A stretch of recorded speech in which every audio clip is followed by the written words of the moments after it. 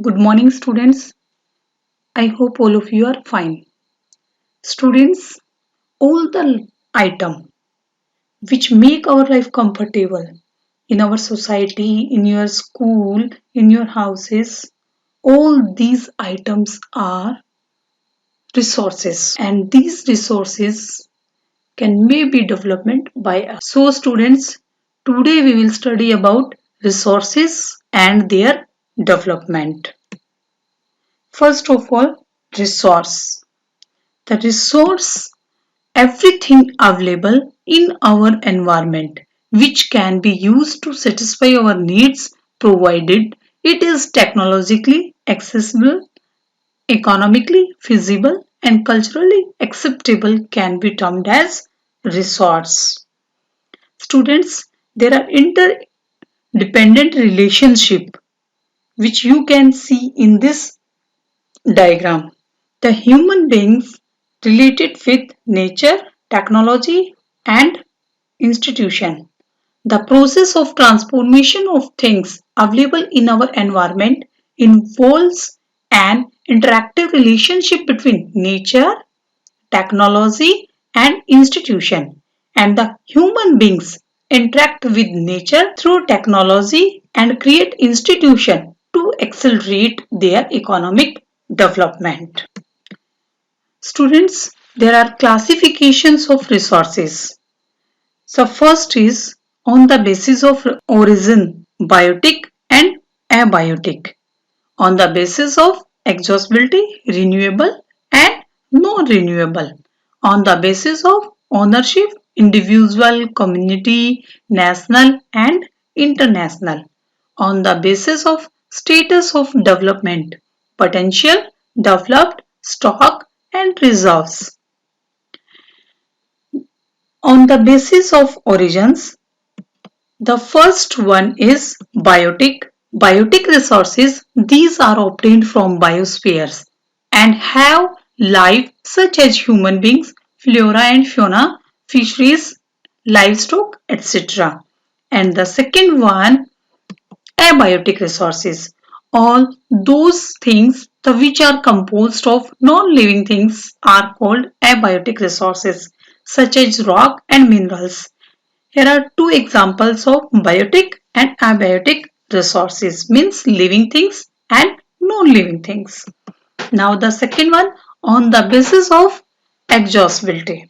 First is renewable resource. The resources which can be renewed or reproduced by physical, chemical or replenishable resources. For example, solar and wind energy, water, forest and wildlife, etc. And the second one, non-renewable resources. These occur over a very long geological times and minerals and fossil fuels are examples of such resources. These resources take millions of years in their formations. Like you can see the examples of non-renewable resource and here renewable resource. Now the next on the basis of ownership. The classification of resources on the basis of ownership. The first one, individual resources. These resources are owned by individual privately. The people own house, plot and other property.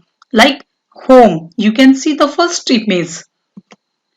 And the second one, the community owned resource. These are resources which are accessible to all the members of a community and which commons such as grazing grounds, burial grounds, village ponds and the public parks. Picnic spots, playgrounds are some of the examples like park, and this one is example of community owned resources. And third one, national resources. Technically all the resources belong to the nation. The country has legal power to acquire even private property for public good, and all the minerals, forest, wildlife, land within the political boundaries and the oceanic area up to 12 nautical miles for the coast belong to the nation. Like here, you can see the example of third. Now the next one, International resources. These are international institutions which regulate the some resources. The oceanic resources beyond 200 nautical miles of the exclusive economic zone belongs to open ocean. Next, on the basis of status of development. The first one, potential resources. The resources which are found in the region but have not been utilized. For example, the western part of India, particularly Gujarat and Rajasthan, have the enormous potential for development for wind and solar energy. But so far, these have not been developed properly. The second one, developed resources. Resources which have been surveyed that their quality and quantity have been determined for utilization. The development of resources depends on technology and level of feasibility. Now the next one, stock. The material in our environment which has the potential to satisfy human needs but humans does not have the appropriate technology to access. These are stock. For example, water is compound of the two inflammable gases, hydrogen and oxygen, and which can be used as a resource of energy.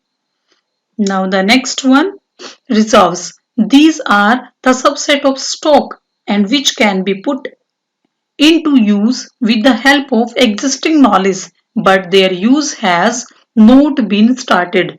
Yet these can be used for meeting future requirements.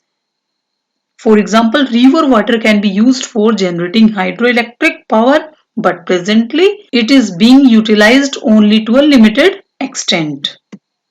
Now, the development of resources. The resources are vital for human survival and well for maintaining the quality of life, and the human being use them discriminately, and this has to lead to many problems such as depletion of resources for satisfying of the greed of few individuals. So Mahatma Gandhi says the resources are for needs, not for greed. The depletion of resources for satisfying the greed of few individuals. Accumulation of resources in few hands and which in turn divided the society into two segments, the rich and the poor, have and the haves not. Indiscriminate exploitations of resources has led to global ecological crises such as global warming, ozone layer depletion, and environmental pollutions and the land degradation. If the present trend of resource depletion by a few individuals and countries continues, the future of our planet is in danger. And therefore, resource planning is essential for sustainable existence of all life forms. Now, the next one, resource planning. The resource planning is widely accepted strategy for judicious use of resources. It is importance in the country like India and which has an enormous diversity in the availability of resources. There are some regions which can be considered self-sufficient in terms of the availability of resources, and there are some regions where have acute shortage of some resources. So we have need to resource planning. Now the land resource. We live on land. We perform our economic activities on land and we use it in the different ways. Thus, the land is a natural resource of uppermost importance. India has the land under a variety of relief features, namely mountains, plateaus, and plains and islands, which you have already studied in class 9. About 43% of the land area is plain, which provide the facilities for agriculture and industry, and mountain accounts for 30% and about 23% of the area is plateau region. You can see in this diagram and land under important relief features, the 43% plain, 27% plateau, and the mountain is 30%. Sorry, here will become 27%. Now Soil as a resource.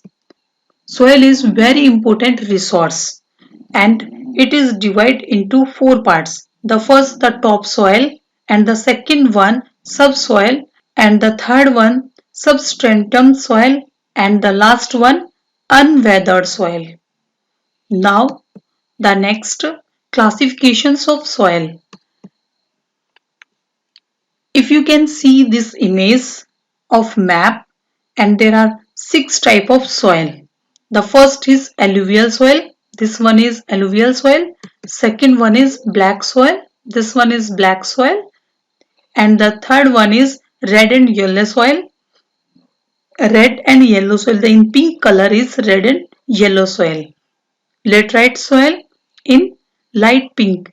This one is laterite soil. And the arid soil.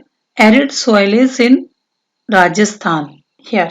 And the sixth one, the last one, forest soil. You can see in mountain area here. The first we will study about alluvial soil. Alluvial soil, this is the most widely spread and important soil. In fact, the entire northern plain are made of this soil and these soils have been deposited by three important river systems, Indus, Ganga and the Brahmaputra. And the alluvial soil consists of sand, silt and clay. And the alluvial as a whole is very fertile soil. And this area is of alluvial soil which is very fertile, so it is densely populated. Now the next one, black soil. As you can see in this image, this is black soil. This soil is black in color and is also known as the Ragar soil or a black cotton soil. It is very ideal for growing the cotton and this soil is made up of lava flows and the black soil are made up of extremely fine, that is clay material, and this soil is well known for their capacity to hold the moisture and also rich in soil nutrients, and this area covered the black soil. Now the next one, red and yellow soil. As you can see the image, this one is red and yellow soil. Red soil develops on the crystalline igneous rocks in area of the low rainfall in the eastern and southern part of Deccan Plateau, and this soil develop a reddish color due to the diffusion of iron, is crystalline and the metamorphic rocks, and it looks yellow when it occurs in hydrated forms.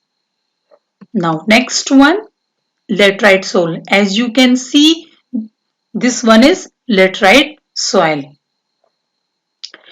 Laterite soil develops in area with high temperature and heavy rainfall. The humus content of the soil is low because most of the microorganisms get destroyed due to the temperature, and the laterite soil is suitable for cultivation after adequate doses of manure and fertilizers. And here the laterite soil, as you can see, this one is laterite soil. Now next one, arid soil. As you can see in this image, which is not cultivable. Arid soil range from red to brown in color and they are generally sandy in texture and saline in nature due to dry climate. High temperature, evaporation is faster and thus soil lacks the humus and moisture. After proper irrigation, this soil becomes cultivable as has been in the case of Rajasthan, and arid soil cover this area. Now the last one, forest soil. Forest soil cover the mountain area of Himalaya. This soil is found in the hilly and the mountains area and where sufficient rainforests are available. The soil texture varies according to the mountain environment where they are formed. They are loamy and silty in valley side and coarse grained in the upper slopes. Now students, your lesson have completed. I hope all of you have understood. Thank you. Have a nice day.